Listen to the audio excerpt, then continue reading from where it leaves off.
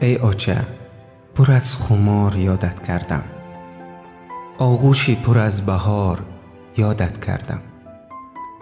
چون کودکیم گرفته دامانی تو را، گویم که 1000 بار یادت کردم. آچه به خدا دستی تو بالای سرم، یک دولتی بیکنار یادت کردم. برنامه گذار زندگانی منی، ای بودنت اقتدار یادت کردم. دور از تو بودن امر محال است اینجا، بخشا به دلم مدار یادت کردم. آچه به صدای چکچکی دوغابت، دو دیده تر قطار یادت کردم.